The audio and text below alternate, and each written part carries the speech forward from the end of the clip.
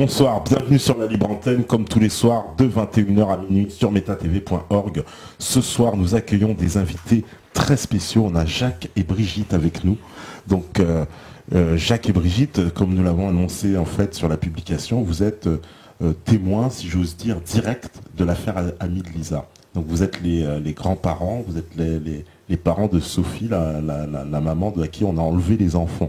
Voilà, c'est cela, oui. Donc voilà. Donc on va évidemment ne pas divulguer vos noms pour conserver vos identités. Donc voilà, ce sera Jacques et Brigitte, parce qu'on a décidé ça à l'avance. Alors est-ce qu'on peut remettre un peu le contexte et un peu expliquer cette affaire Amis de Lisa, une affaire qui a fait beaucoup de bruit sur Internet, il faut le dire. Vous avez quand même réussi à meuter un peu quand même la toile sur cette affaire. C'était pas évident parce que évidemment nos chers grands médias ne parlent jamais de ce genre de sujet, ça ne les intéresse pas. Ils sont informés pourtant. Pourtant ils le savent. Vous allez nous expliquer d'ailleurs qu'ils peuvent pas. Tout le monde est informé. Tout le monde, voilà, apparemment tout le monde le sait. Et est-ce qu'on peut remettre un peu le contexte donc de cette affaire donc. Voilà, je vais reprendre un peu depuis le début. Oui. Donc il s'agit de ma fille, qui a eu 3 enfants avec le père des enfants.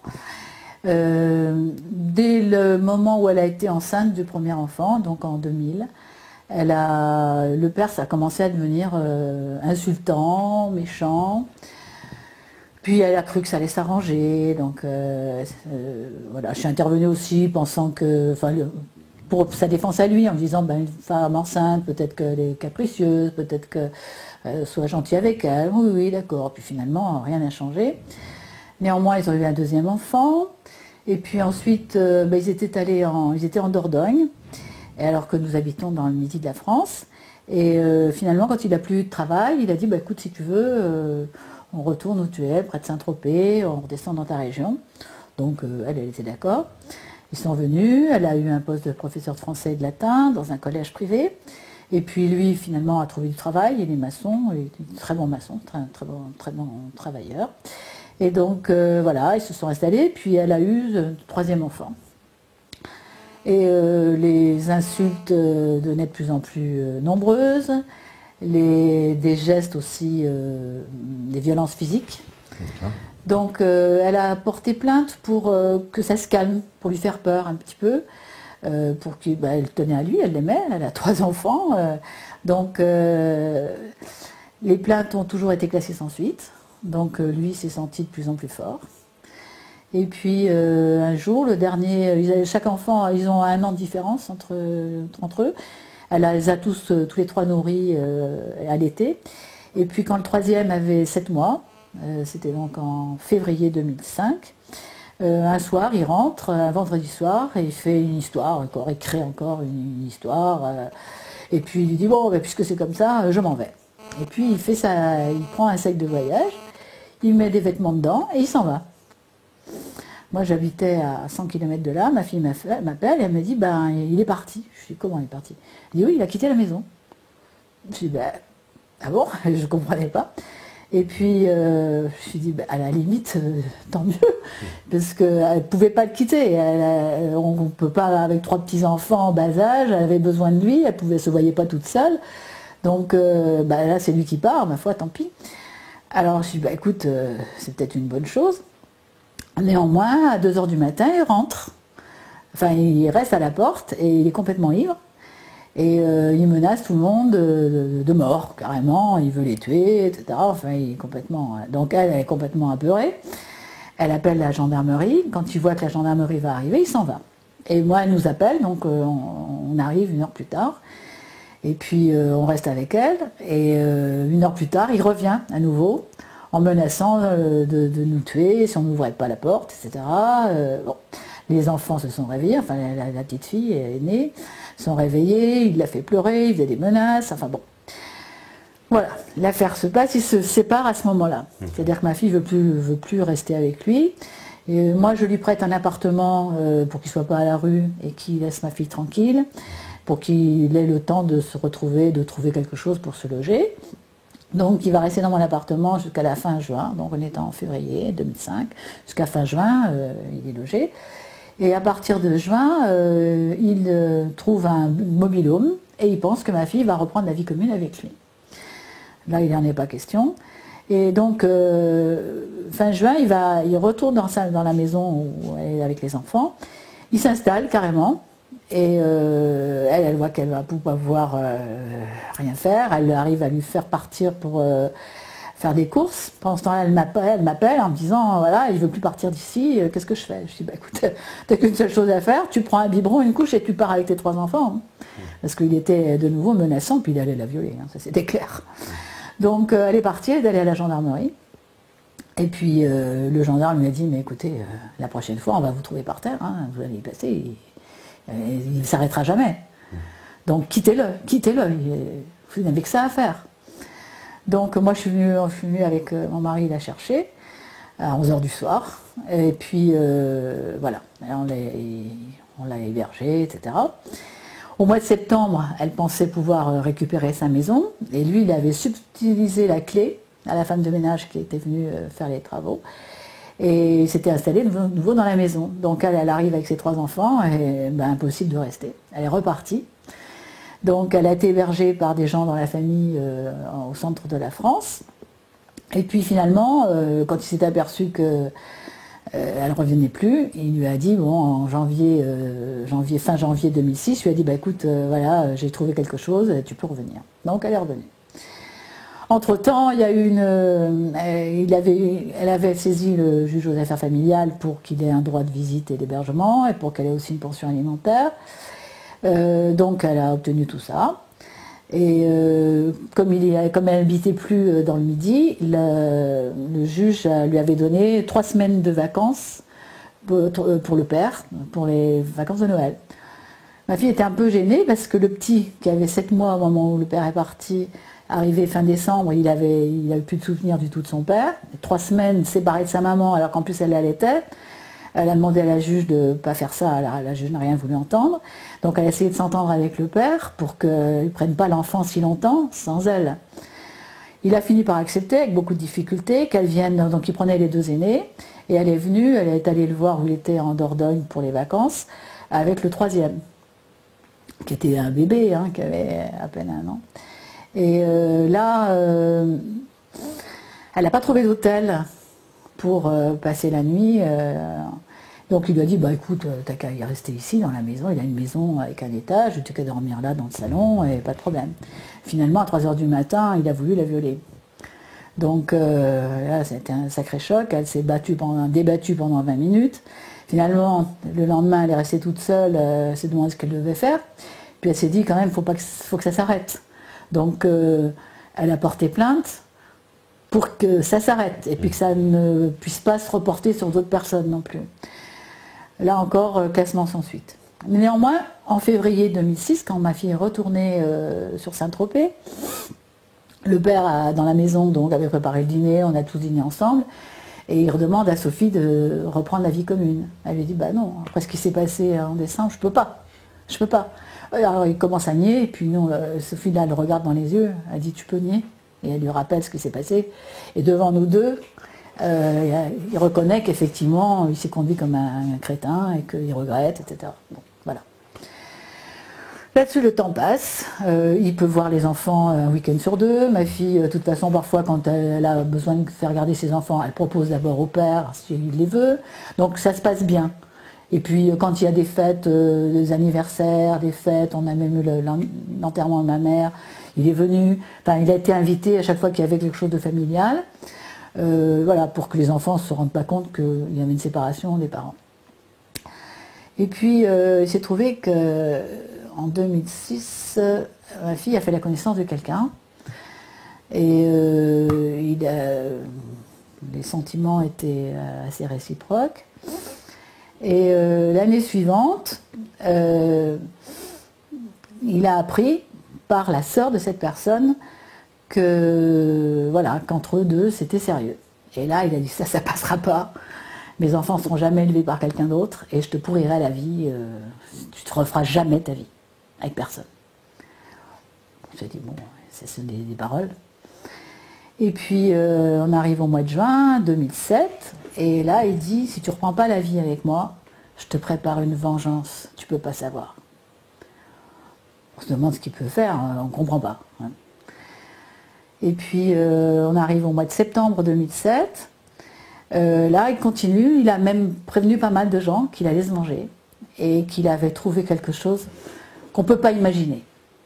Et dit, et puis, le jour où tu portes plainte, le jour où tu te présentes à la gendarmerie, tout s'enclenche. Alors, de toute façon, elle n'avait pas de raison d'aller à la gendarmerie. Bon, on ne comprend pas. Et puis, donc, au mois de septembre, là, on apprend par les enfants. Le père, ils avaient un week-end sur deux, mais en septembre 2007, ça a été le premier, troisième et cinquième week-end. Il y en avait 3 ce mois de septembre-là. Et ils avaient eu aussi le dernier week-end d'août. Donc il y a eu beaucoup de week-ends chez le père et on a appris que les enfants n'étaient pas chez le père, ils allaient chez un ami du père, un dénommé Didier, qui travaillait à la mairie de Saint-Tropez d'ailleurs, et qui ils passaient tout leur week-end chez ce monsieur, et à tel point qu'on a cru vraiment que le père avait changé d'habitation et qu'ils habitaient chez ce Didier.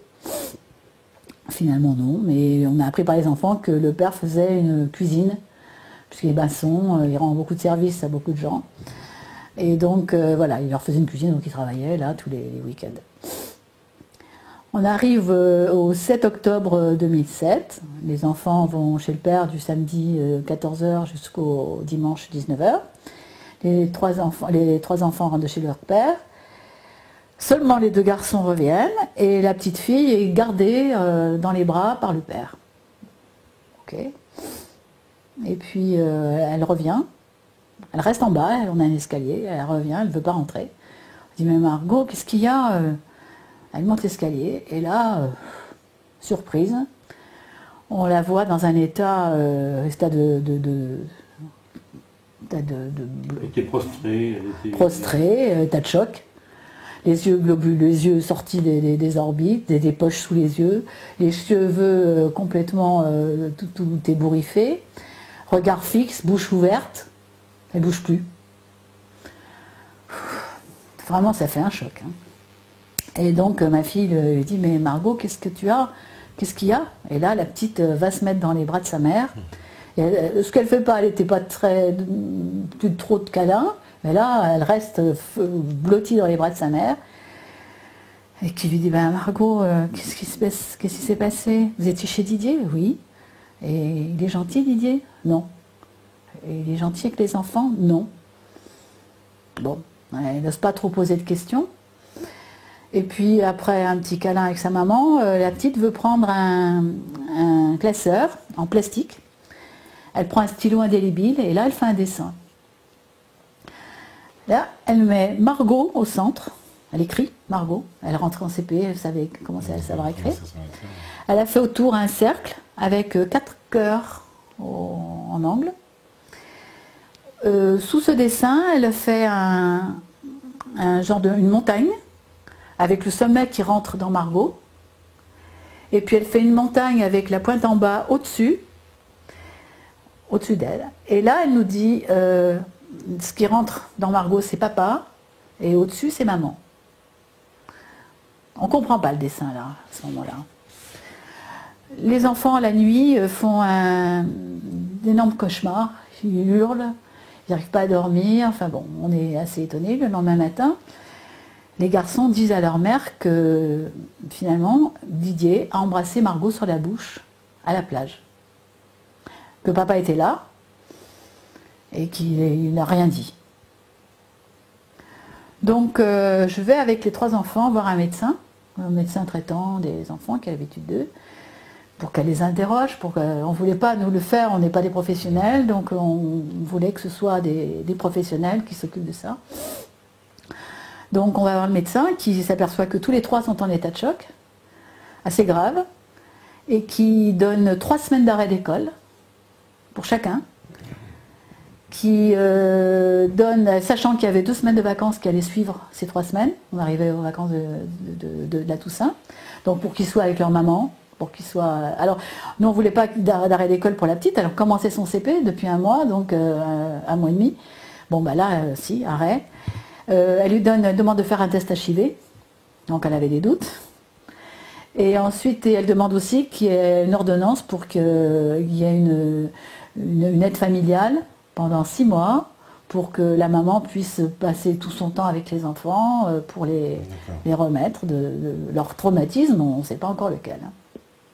À part le baiser sur la bouche qu'ils avaient réitéré auprès du médecin. Ma fille prend rendez-vous néanmoins avec un psychologue. Donc elle a rendez-vous, cette psychologue n'est pas libre, elle a rendez-vous que le mercredi. Donc on était le 7, 8, 9, mercredi 10 octobre. Et donc rendez-vous en début d'après-midi avec les enfants. Là-dessus, avant ça, ma fille est allée voir, on avait appris par le père qu'il jouait au foot avec les gendarmes de Grimaud. Donc préfère ne pas tomber sur eux. Normalement, c'était eux qui étaient compétents pour recevoir une plainte. Donc elle est allée à Toulon pour dire qu'elle aurait peut-être éventuellement quelque chose à faire. Et ils lui ont dit, bah, écoutez, nous on n'est pas compétents, allez plutôt à la brigade des mineurs, à la brigade de recherche de Saint-Tropez. Donc ils ont pris un rendez-vous pour elle, pour l'après-midi du 8 octobre, du 10 octobre. Entre-temps, elle a pris rendez-vous pour après la visite chez la psychologue. Donc là, on allait à un baiser sur la bouche. Elle portait plainte pour un baiser sur la bouche. Chez la psychologue, ça dure 1 heure, donc à travers des jeux, à travers des paroles, des non-dits, etc., on découvre finalement que, effectivement, les garçons répètent que Didier a embrassé Margot sur la bouche. Et puis, on apprend que Didier a mis son zizi dans la bouche de Margot. Enfin, Margot dit ça. Enfin, Margot était très et sur où son sexe, on ne sait pas. J'étais dans le cabinet de cette psychologue et Margot ne voulait pas parler. Dans le micro. Margot ne voulait pas parler, elle était également très très contractée. Et c'est la psychologue qui a proposé à Margot, mais Margot, est-ce que tu veux parler à quelqu'un? Tu veux parler à ton grand-père? Alors Margot a dit oui. Alors je suis sorti dans la rue avec Margot, en la prenant dans les bras. Et là, je lui demande, alors c'est quoi? Qu'est-ce qui s'est passé? Il y a un truc grave que tu veux me raconter? Elle se taisait. Je lui dis quoi? C'est une histoire de Zizi. Elle répondait toujours pas. Et je lui dis de Zizi, alors qu'est-ce que c'est que cette histoire de Zizi? C'est sur la bouche, c'est dans les fesses. Et elle me répond les deux. Elle me répond les deux. Alors moi, je suis effondré à cette nouvelle. Elle était très sincère, elle a annoncé les deux vraiment comme un soulagement. C'est un cri de soulagement. Je la ramène donc chez la psychologue. Moi, je suis complètement effondré. Ah. Et là, je raconte à la psychologue ce que Margot m'a dit. Et à ce moment-là, c'est la psychologue qui interroge Margot et lui confirme justement tout. Le zizi sur la bouche. Dans la bouche. Dans la bouche et etc. Moi, j'étais acheté. Sur ou dans le sexe, on ne sait pas, là. Donc, à partir de là, et la psychologue nous dit, et là, devant tous, moi j'étais dans la salle d'attente avec les 2 garçons, et puis à la sortie, là, j'étais là, et elle dit, bah c'est clair, il ne reste plus qu'une chose à faire, c'est porter plainte. Encore faut-il tomber sur les bons gendarmes. Alors, psychologue qui dit ça. Oui. Alors, tomber sur les bons gendarmes, ça veut dire quoi? Moi, je ne connais pas des bons et des mauvais gendarmes, enfin, en tout cas, bon. Donc, on ne comprend pas. Néanmoins, là, ma fille avait pris soin de ne pas aller à Grimaud avec les gens avec qui je vais au football. Et donc, on va à Saint-Tropez. Et des pose plainte. Le gendarme alors, ma fille prévient qu'elle partait pour Paris. Elle voulait emmener les enfants à Disneyland, Euro Disney. Et donc, qu'elle voulait que ça se passe vite, qu'elle portait plainte et qu'elle voulait que ça se fasse vite pour pouvoir partir avec les enfants. Alors les gendarmes ont dit, bon, enfin, ça n'était pas très facile, mais enfin bon, ils ont réussi à trouver, ils ont mandaté un pédiatre pour entendre les enfants, pour consulter Margot. Et puis, et puis ils lui ont dit, mais si vous voulez que ça aille vite, pour que les enfants ne soient pas entendus plusieurs fois, il faut qu'ils passent sous vidéo, mais on ne peut pas le faire ici, il faut aller à Bandol. Est-ce que vous êtes d'accord demain matin d'aller à Bandol? Bon, donc elle repoussait son voyage, mais enfin elle a dit d'accord. Donc là, on va chez un médecin, un pédiatre, un homme très sérieux, qui rigole pas, qui est très, très ferme et tout. Il reçoit la petite avec le gendarme et moi. La petite hurle, impossible de la consulter et tout, mais enfin, il fallait vérifier s'il y avait l'hymen ou pas. Donc très rapidement, il regarde, l'hymen y est, donc voilà.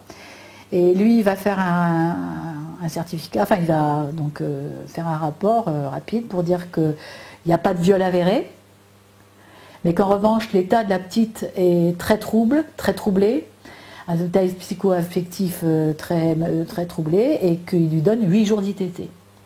D'accord. Ouais. Voilà. Alors 8 jours d'ITT, il faut savoir que ça veut dire qu'il y a une agression par un tiers, qu'on reconnaît qu'il y a une agression par un tiers. Je veux dire que si vous êtes malade par vous-même, vous aurez un arrêt de travail, mais si il y a une agression, pour pouvoir avoir des dommages et intérêts, on vous donne une ITT. Donc là, il lui donne 8 jours d'ITT, donc il reconnaît qu'il y a une agression. Et il dit, avant de partir, aux gendarmes et à moi-même, il dit attention, lisez bien mon certificat. Ce n'est pas parce que je n'ai pas vu de traces qu'il n'y a rien eu. Vu l'état de la petite, elle a subi quelque chose. Voilà. Donc on sort de là, et le lendemain, on doit retourner, on doit aller donc à Bandol, à 1 heure de route, 1 heure et demie de route. Là-dessus, en partant de chez la gendarmerie, ma fille s'arrête, parce qu'elle n'était pas allée voir, elle n'a pas vu le médecin, le pédiatre. Donc elle s'arrête, elle me dit je veux aller voir le pédiatre qui a vu Margot pour savoir ce qu'il en pense. Moi, dans la voiture, je reste avec les enfants et je dis à Margot, Margot, tu sais, demain, on va aller à la gendarmerie et vous allez être entendue. Et là, elle se met à hurler, comme une adulte, à dire, non, j'ai parlé une fois, je ne parlerai plus. Je ne dirai plus rien. Elle dit, ce que j'ai dit, ça suffit. Bon, ma fille est allée voir le pédiatre il interviendra par la suite. Donc, lui, il lui a dit aussi les doutes qu'il avait, que la petite avait subi. Il a rien vu à l'œil nu. Rapidement, il ne peut pas dire qu'il il a regardé juste l'hymen, hein, c'est tout. Le lendemain matin, on va se lever à 6h, 6h30. Il fallait être à 9h à Bandol. On part là-bas. Et puis, on attend un peu dans la salle et tout. Les 2 gendarmes qui sont avec nous discutent avec le gendarme qui doit entendre qui doit entendre Margot. Alors, on avait prévenu ma fille que la petite serait entendue avec un gendarme qui est formé, qui est psychologue, qui est formé à la psychologie des enfants, qui aurait à côté une vraie psychologue, et que ce serait derrière une glace teintée et que ma fille pourrait assister donc de l'autre côté à ce qui allait se passer. Finalement, il n'y a rien de tout ça. C'est un gendarme en uniforme qui interroge la petite. Donc elle... Pas de psychologue. Non, rien du tout. Ni une femme, ni personne, un homme en uniforme et qui l'interroge. Donc déjà, Margot, c'est difficile de parler de certaines choses. Et donc quand même, sur tout l'interrogatoire, c'est un interrogatoire qui est retranscrit sur 10 pages, où il y a beaucoup de questions négatives. C'est-à-dire qu'on ne sait pas comment répondre à ces questions. Je ne sais même pas comment on répond. Des questions négatives. Donc on répond par oui ou par non, ça veut dire la même chose. En tout cas, la petite, dans toutes les questions, on lui demande si elle aime son père, elle dit non, alors elle adorait son père. Hein. Si elle veut le revoir, elle dit non. Si Didier est gentil, elle dit non. Si elle veut revoir Didier, non. Et on lui demande, bon, et voilà. Et on lui dit, mais c'est qui a dit elle dit, papa m'a dit de ne rien dire. Et qu'est-ce qu'il a dit de ne rien dire? Je ne sais pas. Tout ce qui la dérange, tout ce qui la gêne, elle ne sait pas. Elle répond, je ne sais pas. Sur 10 pages, c'est comme ça. Hein. Elle dit que c'est papa qui lui a dit de ne rien dire. Et papa lui a dit de ne rien dire. Voilà. Le gendarme essayant de dire, mais c'est pas Jacques qui t'a dit qui t'a soufflé ça, elle dit non, c'est papa qui m'a dit de ne rien dire. Ah, d'accord. Ah ouais, ça c'est bien, c'est clair, hein, ça c'est dans la retranscription, il n'y a pas de problème. Néanmoins, dans la retranscription, il y a des blancs. Je ne sais pas pourquoi. Et nous, on n'a jamais eu la bande originale. Hein. Mais en tout cas, il y a des blancs. En tout cas, voilà. Et ce qui ressort de ça, c'est qu'elle ne veut plus voir papa, elle ne veut plus voir Didier. Didier est méchant. Et papa lui a dit de ne rien dire. Voilà les propos de Margot. Pendant que Margot était entendue, les 2 garçons ont fait des dessins à connotation sexuelle. Donc d'un seul coup, ma fille se dit, mais il y a peut-être eu quelque chose aussi sur les garçons. Donc elle insiste auprès des gendarmes pour que les enfants soient entendus, les garçons soient entendus. Ça a encore été très difficile, mais ils ont été entendus. Chaque garçon a répété, a réitéré que Didier avait embrassé Margot sur la bouche, à la plage. Ça c'est encore aussi, c'est dans la retranscription, c'est très clair. Et puis ma fille veut aussi que les dessins qui ont été faits chez les gendarmes soient dans le dossier. Les gendarmes n'en voulaient pas. Donc elle a insisté, donc d'accord, et on le prend, non, elle dit vous faites des photocopies, et moi je garde les originaux. Donc on a les originaux. Et voilà, donc son obligation était terminée. Et là, comme elle partait sur Paris, elle a dit, moi je veux prévenir je voudrais avoir le procureur au téléphone. On lui dit non, c'est pas possible et tout. Elle dit, bon, ben, est-ce que je peux envoyer un fax? On lui dit d'accord. Donc elle a envoyé un fax au procureur de Draguignan pour lui confirmer qu'elle partait, confirmer ce qu'elle avait dit la veille aux gendarmes qu'elle partait, et elle lui donnait 2 numéros de téléphone pour les besoins de l'enquête, s'il avait besoin de savoir plus de choses. Voilà. Quelques minutes plus tard, le procureur appelle les gendarmes pour lui dire il faudrait amener la petite chez un pédopsychiatre à Cogolin.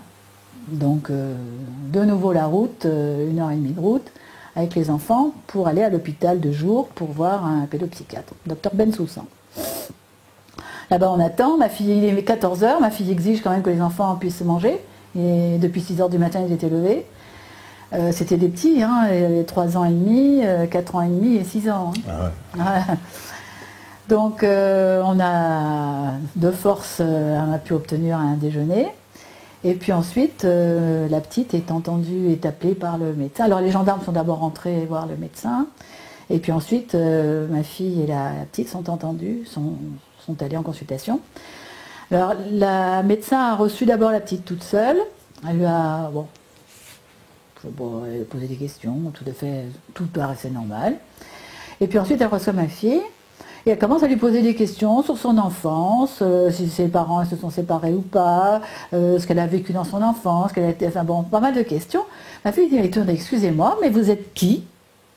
Et quel est votre mandat? Ah, excusez-moi, j'aurais dû me présenter, effectivement, Dr Bensoussan. Voilà, effectivement, je dois interroger votre fille, mais je peux aussi vous interroger si vous le voulez bien. Elle dit, non. Vu la façon dont ça se passe, non. Mais je suis là pour ma fille. C'est elle qui a des problèmes. Elle dit, bon, d'accord. Alors elle a rappelé la petite. Puis elle dit, alors Margot, ça va? Alors Margot dit, oui. Ben oui, il ne s'est rien passé, tout va bien. D'accord. Voilà, alors Sophie dit, Margot, hier, chez Madame Lavallée, c'était vrai, c'était faux ce que tu avais dit? Elle dit, non, c'était vrai. Alors là, le pédiatre dit, écoutez, ok, elle est un peu fatiguée, vous êtes levé tôt, etc. Je veux la revoir, on va arrêter là, mais je veux la revoir pour approfondir la situation. Donc, elles ressortent, toutes les deux, et puis on attend, les gendarmes rentrent à nouveau. On attend encore une vingtaine de minutes dehors. Et les enfants, les garçons couraient partout, c'était très difficile à tenir. Et puis, au bout de 20 minutes, les gendarmes sortent avec un carton pour un rendez-vous le jeudi 18 octobre à 15h chez ce pédiatre, pédopsychiatre. Donc voilà, il lui donne le carton et il dit attention, il faut bien être là, parce qu'elle savait qu'elle partait sur Paris. Faut venir, faut venir absolument. Oui, d'accord, bien sûr, ok. Donc voilà, il la laisse et puis il rentre de nouveau chez le médecin. On attend, je ne sais pas pourquoi on attend d'ailleurs, mais ma fille finalement au bout d'un certain temps, elle s'en va. Et puis nous on reste sur place pour savoir comment allait se passer, ce qu'allait se passer pour la suite. Normalement donc Didier sera entendu, etc. Donc elle s'en va et puis elle commence, le père surtout s'était déjà montré menaçant au téléphone plusieurs fois.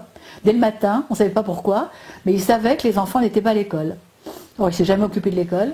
Ils étaient à la maternelle et puis la petite en CP. Et il avait téléphoné à Sophie pour lui dire « Oui, qu'est-ce que tu fais? Les enfants ne sont pas à l'école, où tu es, qu'est-ce que tu fais ?» etc.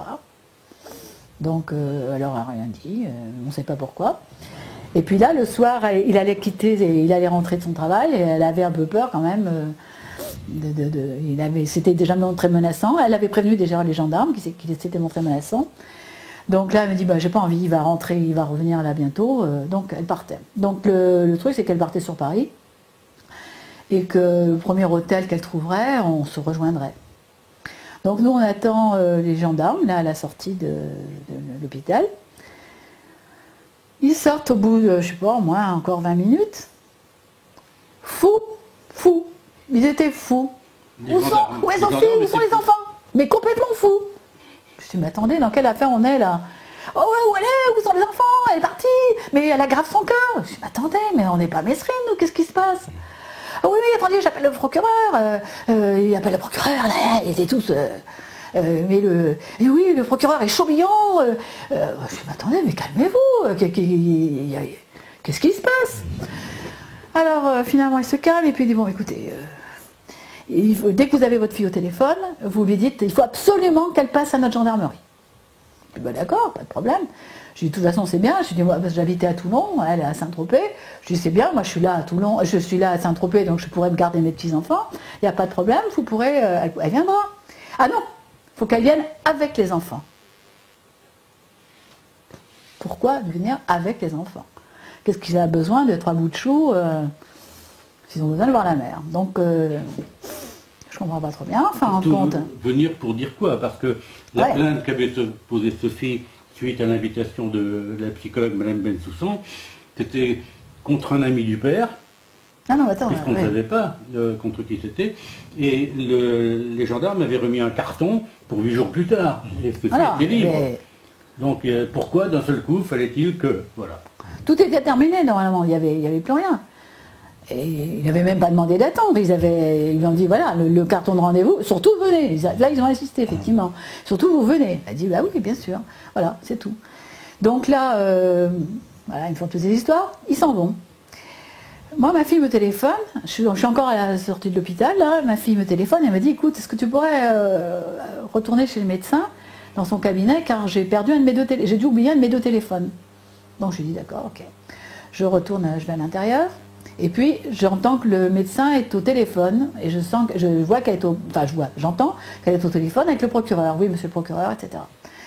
Et donc d'après les réponses, je devine les questions.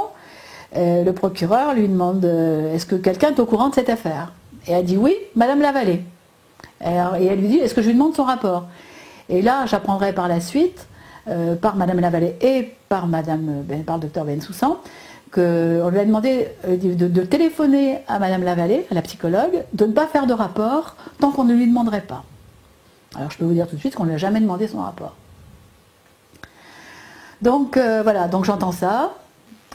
Finalement, ma fille me retéléphone pour me dire ben non, j'ai retrouvé mon téléphone. Donc j'ai entendu cette conversation. C'est la du destin, si j'ose dire. Voilà. Donc on rentre chez nous, pas très loin de là.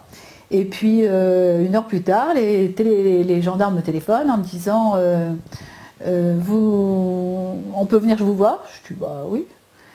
Finalement, ils sonnent, ils étaient en bas de chez moi quand ils ont demandé ça. Ils viennent fouiller mes 2 appartements, sans mandat, et puis ils s'assoient et ils me disent on ne partira pas d'ici tant qu'on ne saura pas où est votre fille.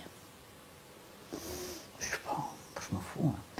Donc ok, d'accord, voilà, restez.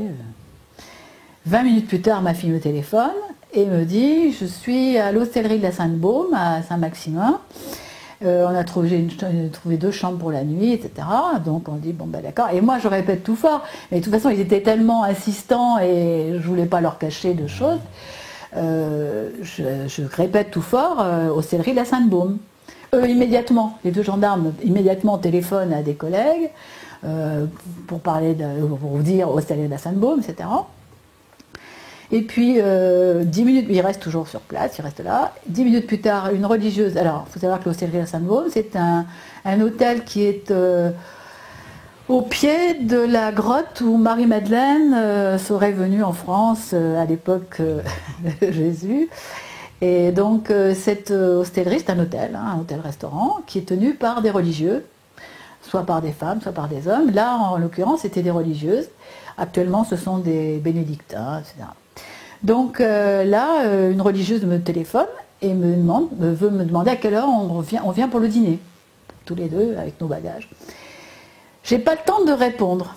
Le gendarme, le manchec, m'arrache le téléphone et dit aux religieuses ma sœur, la personne que vous avez, Sophie Julie que vous avez chez vous, est recherchée par toutes les polices de France. Elle est en fuite. Elle est recherchée, elle est en fuite avec ses enfants. Il faut vous la maintenir sur place. Vous téléphonez à la gendarmerie locale donc, pour dire qu'elle est chez vous et on arrive. Il dit ça alors qu'il lui avait remis 2 heures plus tôt un carton pour venir 8 jours plus tard. Ouais. Ce gendarme. Bon. Et alors, donc, j'ai pas pu répondre, voilà, il a raccroché le téléphone. Et là, il demande à Jack de les accompagner à la stellerie de la Sainte-Baume pour venir. Alors, Jack demande pourquoi, il dit pour ramener la voiture de Sophie. Non, c'est pas tout à fait comme ça. Il me dit, vous venez avec nous, vous venez avec nous, vous venez avec moi. Avec nous, puisqu'il y avait 2 gendarmes, le Manchec et 2 Rome. C'est un couple de gendarmes qui ont participé donc au départ à toute l'affaire. Ils ont tous participé à toute l'affaire, notamment à nous. Ce sont eux qui nous ont amenés voir la brigade spécialisée pour auditionner les enfants. Ce sont eux qui nous ont emmenés ensuite chez le docteur Bensoussan. C'est eux encore qui là me demandent de les accompagner, de venir avec eux jusqu'à la Sainte-Baume, là où était Sophie. Et en route, je leur demande, mais pourquoi vous voulez m'emmener, pourquoi? Il y a une raison, c'est pour ramener sa voiture. Attendez, là, non, c'est possible. C'est pour ça, mais aussi parce que quand on enlève les enfants à une maman, elle devient folle ou elle se suicide. Alors, l'internement est nécessaire. Et si le maire ne veut pas signer, ce serait pour que vous signiez. Est-ce que vous êtes d'accord? Alors là, j'y attendais. Vous lui avez remis un carton il y a 2 heures, comme quoi elle était attendue dans 8 jours. Tout allait très bien. Vous voyez bien qu'elle n'est pas folle et qu'elle va très bien. Pourquoi voulez-vous lui enlever ses enfants? Ah, là, on vous expliquera. Il me laissait entendre que c'était le procureur, sans me le dire directement. Et donc, on continue la route et... le gendarme qui conduisait dit c'est bizarre, c'est la 2e maman à qui on enlève les enfants. Alors le gendarme dit attends, tais-toi, n'importe quoi, etc. Le gendarme le manchait. Et puis on continue et on arrive donc ensuite à la Sainte-Baume. À la Sainte-Baume, je suis coincé dans la voiture, je dis au gendarme, attendez, je suis à l'arrière, la porte ne peut pas s'ouvrir. Je dis au gendarme, mais attendez, j'ai envie de pisser, il faudrait peut-être m'ouvrir la porte, etc. Attendez, bougez pas, on attend un petit peu, on va venir vous chercher tout à l'heure. Alors j'attends un petit peu, 5 minutes après, je suis introduit dans l'auberge de la Sainte-Baume, dans une salle une salle, c'est une salle de petit déjeuner, mais qui était transformée en chapelle. Et là, il y avait la table d'hôtel, c'était les tables de restaurant qui étaient alignées avec une nappe toute blanche. Sur cette nappe, Sophie tout en blanc, assise au milieu, et 11 gendarmes qui se mettent devant elle, habillés tout en noir. C'était impressionnant parce qu'il y avait un spot qui éclairait Sophie et un grand crucifix derrière elle. Et Sophie qui écarte les mains en lui. Quand les gendarmes lui disent voilà, on a ordre du procureur de mettre les enfants à l'abri, ça durera 24-48 heures, c'est pour les mettre à l'abri, sous-entendu du père, sans dire que c'était du père. Et Sophie qui dit David, prenez le café avec moi, voyons ça, etc. A priori, je ne sais pas comment le gendarme aurait pu avoir un papier du procureur pour ordonner justement l'enlèvement, mais enfin, il laisse entendre à Sophie que ses enfants vont être mis à l'abri et qu'elle les retrouvera dans les 24-48 heures. Alors à partir de là, ce moment vraiment marquant, je dirais très impressionnant, qui a impressionné tout le monde, les sœurs comme les gendarmes. Les gendarmes étaient tellement impressionnés d'ailleurs qu'ils disent ça s'est bien passé, c'est formidable, etc. J'aurais pas cru, enfin comme si on pouvait croire autre chose de Sophie, qui est une femme d'un cartésianisme parfait, d'une attention parfaite. Et il me dit bon, alors maintenant, les enfants, vous les reverrez dans 24-48 heures. Et je dis attendez, oui, le procureur n'autorise pas que la maman revoie ses enfants. Ils avaient été écartés, mis dans une pièce à part. Alors je dis écoutez, non, là c'est pas sérieux. Si c'est pour les mettre à l'abri du père, il faut au moins que la maman puisse dire au revoir à ses enfants. Alors le Moshek s'écarte pendant 3 minutes, 2 ou 3 minutes, très rapidement, il dit oui, le procureur est d'accord, exceptionnellement, il accepte que la maman accompagne ses enfants. Et donc Sophie va, il y a un chien loup qui sort de on ne sait pas où, qui se colle contre elle, les gendarmes en avaient peur d'ailleurs, et elle accompagne ses enfants jusqu'à la voiture qui les emmène vers une destination inconnue. Ça, c'est l'épisode de la Sainte-Baume. D'accord. Et qu'est-ce qui se passe ensuite, une fois que les gendarmes ont... Alors là, ils vont rester... Comme il doit les retrouver le lendemain, Oui. elle ne sait pas trop où ils vont, elle ne sait pas qui les emmène. Elle n'a pas eu d'ordonnance du procureur, on ne lui a rien fait lire, donc elle ne peut pas se... voilà, elle fait confiance. On lui dit c'est pour mettre vos enfants en sécurité, Oui, oui. donc elle leur fait confiance. Puis elle dit si c'est pour les mettre en sécurité, effectivement, comme le père s'était montré méfiant dans la journée, mais était plutôt menaçant, donc elle se dit bon peut-être qu'il serait venu ici, donc elle est contente qu'on mette cet enfant en sécurité. Alors elle a prévenu les enfants avant de partir en disant bon mes chéris, s'il fait froid, là vous allez dans un endroit bien, vous serez au chaud, tout ira bien, etc. Puis on se revoit demain. Donc tout le monde est parti, ils sont partis dans la joie et la bonne humeur, tout allait bien. Et puis elle, donc, sachant qu'elle allait les retrouver le lendemain, ils sont restés sur place, puisqu'ils avaient, c'était réservé pour nous, et ils restent sur place. Et puis dans la nuit, il se trouve que... Oui, alors là je dirais c'est un épiphénomène. Les sœurs acceptent que je dorme sur place parce qu'elles préviennent les gendarmes, mais c'était pas ça qui était prévu, disent-elles aux gendarmes. Oui, oui, mais il peut quand même coucher sur place, s'il peut, le grand-père peut dormir sur place. C'était dans la continuité de ce qu'ils nous avaient laissé entendre, que les enfants allaient être rendus le lendemain. Le lendemain, ouais. Voilà. Donc on a une chambre, la chambre 53 au premier étage, chacun son petit lit. Et à 0h53, parce qu'on a regardé l'heure du matin, quelqu'un essaie de rentrer dans la chambre. Alors, Sophie me dit, Jacques, alors je saute, je vais à la porte, c'était fermé au verrou. J'enlève le verrou, j'ouvre la porte, la minuterie était allumée, la porte battante qui descend au rez-de-chaussée, la porte battait encore. Mais je ne vois rien de spécial. Et seulement le lendemain matin, je vois un homme qui me dit alors mon père, qu'est-ce que vous faites là? Je raconte, je ne suis pas mon père, je suis là, je ne suis pas mon père. Là, je dis je reste 24-48 heures, je ne sais pas combien de temps, pour une affaire personnelle. Et je dis vous, alors il me dit bah moi je suis venu prendre l'air là, parce que c'est la Sainte-Baume. C'est vraiment un endroit merveilleux, agréable pour respirer et tout. Ben, je dis écoutez, si vous voulez, on va faire un tour en montagne ensemble jusqu'à la grotte qui est beaucoup plus haut. La grotte est de 300 mètres au-dessus. Ah, dit ah non, là je peux pas parce qu'il me manque un poumon et je peux pas. Bon, voilà. On en est là, si vous voulez.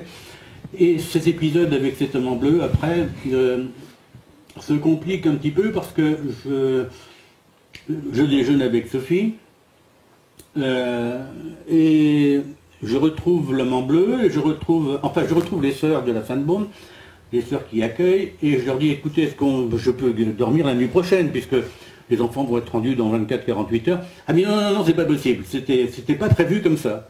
Donc, attendez, c'est pas prévu comme ça, mais prévu ou pas prévu, est-ce que je peux dormir Non, il n'en est pas question, alors que l'hôtellerie n'était pas pleine du tout. Hein. Alors je dis bon, bah, écoutez, je suis très très ennuyé, bon bah je vais trouver une autre solution, tant pis, c'est pas grave. Et nous partons avec Sophie, qui devait s'inscrire en Doctorat. En doctorat de cinéma à Aix-en-Provence. C'est tout près d'Aix-en-Provence.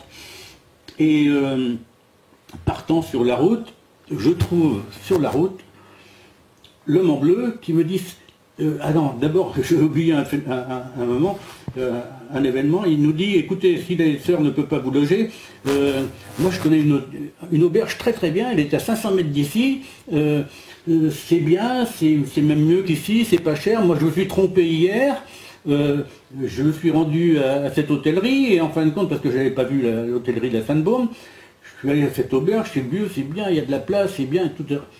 Alors, cette affaire est impossible, hein, parce que l'hôtellerie de la Sainte-Baume, c'est 100 mètres, 150 mètres de façade, avec... vraiment, on ne peut pas louper l'hôtellerie de la Sainte-Baume. Et il me raconte qu'il est arrivé trop tard le soir, alors qu'après 19h le soir, on ne peut pas rentrer à l'hôtellerie de la Sainte-Baume. Ouais. Il serait arrivé très tard le soir. Et sur la route, donc, là je reprends ce que je vous disais tout à l'heure, sur la route en allant vers Aix-en-Provence, sur le côté de la route, cet homme en bleu, avec une camionnette, est arrêté à droite, il nous arrête au milieu de la route, il dit « L'auberge dont je vous ai parlé, c'est là !» Invisible, il était à 50 mètres en contrebas, absolument invisible. Alors je trouve ça quand même un petit peu bizarre.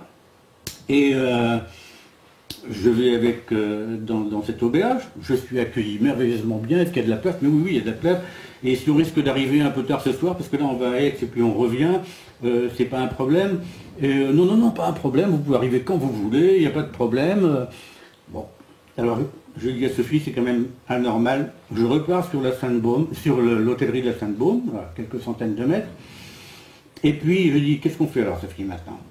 Ben, elle me dit, il faut que je m'inscrive à Aix, il faut que je m'inscrive en doctorat.